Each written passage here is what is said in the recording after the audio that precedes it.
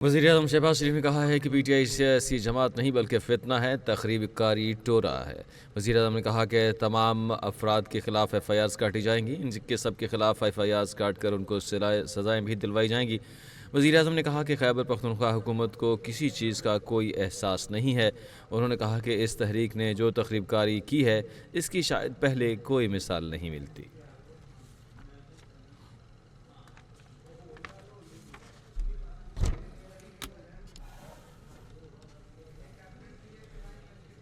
پچھلے 8.5-9 مہینوں پہ یہ کم سے کم تیسری چوتھی یہ لشکر کشی ہے وفاق کے خلاف،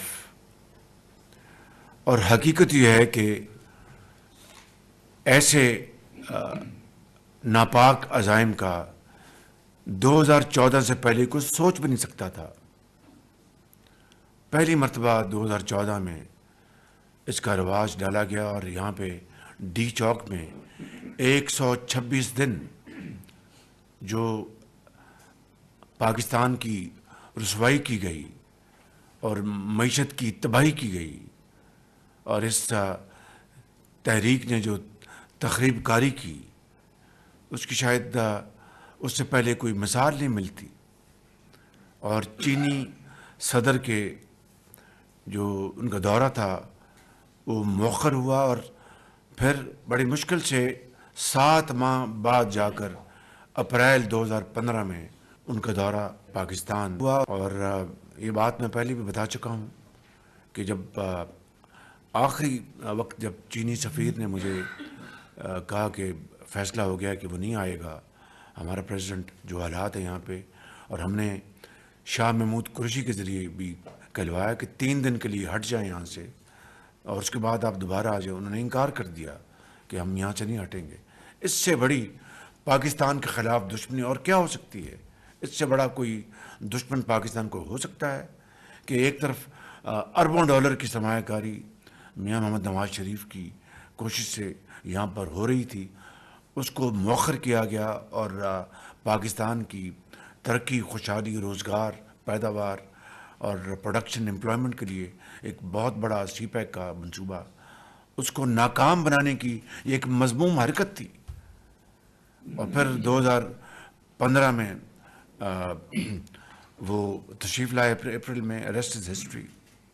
اس کے بعد آپ دیکھیں کہ ایس سی او کانفرنس ہوتی ہے، اس کے اوپر دوبارہ یہ چڑھائی انہوں نے کی یہاں پہ، اور چین کے جو وزیر اعظم ہیں ان کا بائی لیٹرل وزٹ بھی تھا اسی اکتوبر میں، بائی لیٹرل وزٹ بھی تھا ان کا، اور چینی جو یہاں کے سفیر ہیں وہ بڑے متذبذب تھے۔ انہوں نے چینی حکومت کے، آپ بتائیں وزیر اعظم سیکورٹی کا کیا انتظام ہے؟ چینیوں کو ہم نے بتایا کہ آپ ڈونٹ وری، اور تب جا کر وہ چینی وزیر اعظم نے ہاں کی جی ہم پاکستان ہمارے ہیں بالکل۔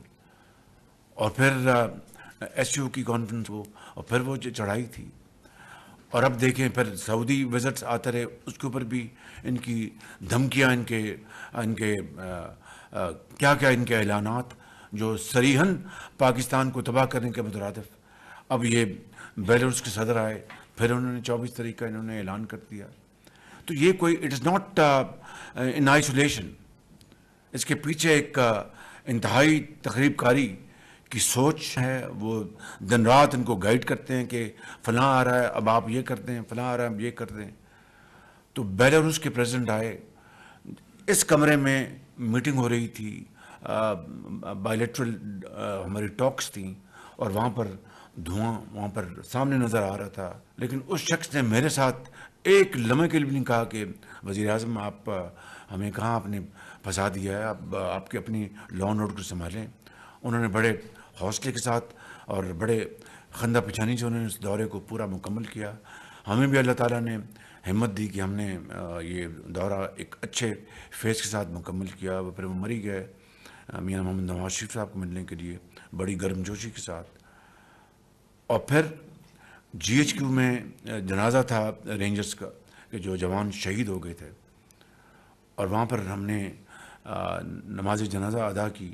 میں تمام لا انفورسنگ ایجنسیز کا بے حد شکر گزار ہوں، اور وزیر اعلیٰ پنجاب کا بہت شکر گزار ہوں، چیف منسٹر سندھ کا شکر گزار ہوں، جنہوں نے پوری طرح ہماری مدد کی، فورسز دیں، ہر جگہ پوری طرح اپنا کاندھا لگایا، اور میں سمجھتا ہوں کہ اس کے لیے جتنا بھی ہمیں اللہ تعالیٰ کا شکر ادا کیا جائے وہ کم ہے، اور میں سمجھتا ہوں کہ اب موقع آ گیا ہے۔ آگے بڑھنے سے پہلے میں کچھ معروضات اور پیش کرنا چاہتا ہوں، لیکن جن لوگوں نے ایک مرتبہ پھر پاکستان کی خاطر اپنی جانوں کا نذرانہ پیش کیا ہے، ان شہداء کے لیے ذرا اپنا دعا کی جائے۔ انٹیریئر کیپٹن آغا صاحب کا، چیف کمشنر اور آئی جی اسلام آباد کا، میں سب کا شکر گزار ہوں کہ آپ نے اس میں پوری معاونت کی۔ دیکھیے، ایک طرف ڈیفالٹ سے پاکستان کو اللہ نے بچایا 2022 جون میں، اور رب تعالیٰ نے کرم کیا۔ اس کے بعد IMF کا پروگرام ہوا، اب سپٹمبر اس سال 25 ستمبر اس سال واشنگٹن میں، اور اس میں جو اس کے مراحل ہیں میں تفصیل سے بتا چکا ہوں، اس میں نہیں جاؤں گا، there is no need for repeating those facts, لیکن بڑے وہ گمبھیر حالات تھے، بڑے چیلنجز تھے، اس کو ہم نے میٹ کیا۔ اور جس طرح IMF کے وہاں پر مخالفت ہوئی بعض پاکستان کے مخالفین نے، وہ بھی میں بتا چکا ہوں، اس کو ریپیٹ کرنے کی ضرورت نہیں ہے۔ اور اب الحمدللہ آہستہ آہستہ حالات ٹھیک ہو رہے ہیں۔ میں یہ قطعاً نہیں کہتا کہ it's all milk and honey, بالکل ایسی بات نہیں ہے۔ ابھی تو جو ہمارے جو میگا جو انڈیکیٹرز ہیں، جس کو کہتے ہیں کہ اسٹیبلٹی